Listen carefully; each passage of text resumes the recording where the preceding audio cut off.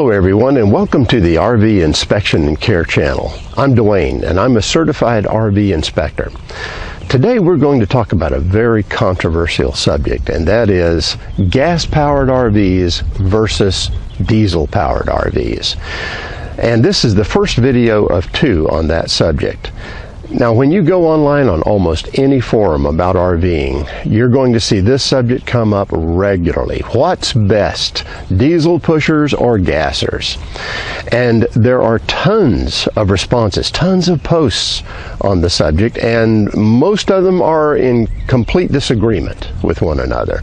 It seems that most RV owners kind of have the opinion that, well, whatever they bought is the right RV to have. But you know, nothing in RVing hardly is that simple. Most things that have to do with the RV lifestyle have to do with determining what's the pros, what's the cons, what your situation is, and then making the right decision for yourself. And sure enough, that's what happens with this discussion of gas-powered versus diesel-powered. To make the right decision, you need to determine what are the pros and the cons of each, and then compare that with your particular circumstances. So that's what we're going to do today. Video 1 today is on diesel pushers, and the next video will cover gas-powered RVs. So I've got my trusty dusty sheet here, my list, so that I don't forget anything. And we're going to start with the pros of diesel pushers. What are the pros? What are the good things about diesel pushers? Probably the first thing that comes to mind is power. They are powerful RVs. Especially you notice it when you're going up a steep grade. If you have a big enough engine that is mated correctly to the size RV that you have, you can just get right up that grade easily, while gas-powered RVs very often struggle. But now on the other side of that steep grade, when you're going down, you'll also appreciate having a diesel pusher. And that's because diesel engines have something called an exhaust brake on them. It actually uses the engine itself for braking. So as you're going down the steep grade, you don't have to always ride your wheel brakes. The diesel engine will help with the braking. In fact, in many cases, I've heard some RVers say that they don't even touch their wheel brakes if the grade isn't all that steep. So that's a nice pro for having a diesel engine. If you're going to be in the mountains, it can be a real useful tool. But now, then the next pro is weight management.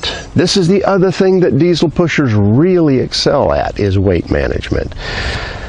Because diesel engines can get a lot of weight moving and move it well, you can add a lot more extras in an RV. So for instance, diesel pushers very often have a lot of really nice luxury items inside, extra things like washer-dryer combos, bigger refrigerators, and so on. Very, very nice appointments in diesel pushers because they can handle the extra weight that goes with that. You'll also find that they can handle a lot of slides as well, because slides add weight to an RV. So the more slides you have, the better you're going to be with a diesel pusher engine. Now, because of this extra weight capability too, you can also have a longer RV. So diesel pushers very often will go out to 40 feet, some even longer, maybe almost 45 feet long. That's a lot of living space, especially with all those slides in the meantime as well. And so that's a real pro for diesel pushers. You've got a lot of area in which to live. Now, another pro for diesel pushers is the noise level when you're driving down the road, and that's simply because the diesel engine is way back there in the back. So you're sitting up front in relative quiet, and that's really nice. You also don't have any heat from an engine up there by you. So in the summertime, you kind of appreciate that as well. The next pro is having more storage capacity. Again, we get back to weight. Diesel pushers can just simply move more weight, so that gives you more opportunity for storage. In fact, many diesel pushers will have pass-through storage underneath, and that's really nice to be able to get at what's underneath from either side. Diesel pushers also will last longer. The engine lasts longer. And that's pretty easy to verify. I mean, many diesel engines in trucks, semi-trucks, and so on, they can go 500,000 to 1 million miles. And so a simple truth is this: you'll probably wear out the RV before you wear out the diesel engine. That's how long they last. My list says that the next thing is air ride suspension. Many diesel pushers have air ride suspension, and let me tell you, that's a nice thing going down the highway. You just sort of glide down the highway. So driving, you can tell, is a real advantage for a diesel pusher because engine noise levels very low, there's not much heat up front where you're sitting, and you're just gliding down the highway. These are all advantages of a diesel pusher. Also, they can tow heavier vehicles. Once again, we're getting back to weight-related matters. So the engine in a diesel pusher can simply tow a heavier vehicle. Finally, the diesel pushers will generally hold their value better than gas-powered units of the same size and year and so on. Well, those are all great pros. It sounds like you should never buy anything but a diesel pusher, right? Well, there are cons too. And number one on the list of cons, in fact it's a common theme all the way through, is the cost of diesel pushers, especially right up front. If you're going to buy a diesel pusher brand new, you are going to pay a lot more for that diesel engine than you are for the gas-powered unit of the same similar length and so on. The other thing is that the cost to maintain and repair diesel pushers are more. Now, I'm not including things like oil changes and filter changes and such. Yes, that does cost more in a diesel pusher, but the truth is you can go longer between oil changes, so I kind of consider that a little bit of a wash. But any other maintenance item that you do on a diesel engine, or if you have to repair it, the parts are going to be more expensive. The cost of the repair in general is going to be more expensive, and so on. And if you have a catastrophic failure of the engine, my goodness, you better get your wallet out. And that's why if you're on a budget, well, then a diesel pusher might be something you want to think carefully about. Or buy an extended warranty that will cover those high-ticket items in case you had major repairs. Now, another con is you're going to find it harder to find service facilities for diesel pushers. There just aren't as many of those, and there aren't as many qualified service techs. So you're going to have to search a little bit longer.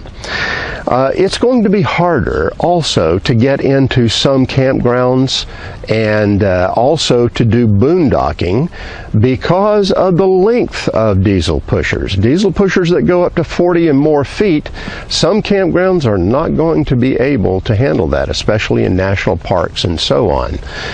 Also, boondocking, getting out to the places that are really nice, well, in a big old diesel pusher, that's going to be a more of a difficult thing to do than in a smaller gas-powered unit.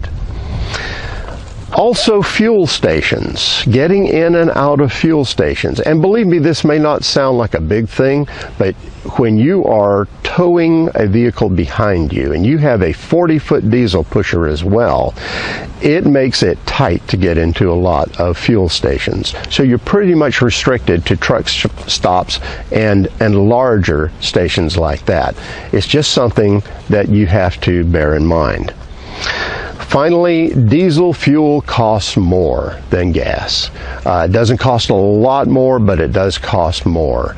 If you have a good diesel fuel discount card program, well, then you can narrow that cost considerably, but it's still going to cost more.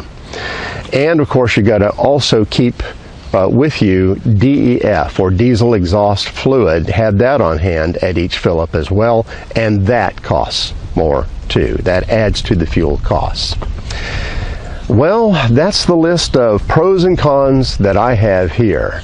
Now, you may have more pros, you may have more cons that you can think of. There's certainly more, but I wanted to cover these as the main ones that I could think of. And really, what you need to do when considering whether to buy diesel-powered or gas-powered RVs is, again, consider the pros and cons as it relates to you, not what someone else tells you is best for them. And if you do that and you reason all of these points out and in line with your needs, then you'll make a good decision. And that decision will be one you'll be happy with. Well, I hope you enjoyed this information. We like to put out videos like this every single week. So if you like this video, please like it online there. Please comment below and tell us if you have any comments at all on what was said here in the video, or if you've had other experiences with diesel pushers as well. Please also subscribe, because we would love to have you as part of our family. Well, that's it for now. Have safe and happy travels, my friends. Until next time.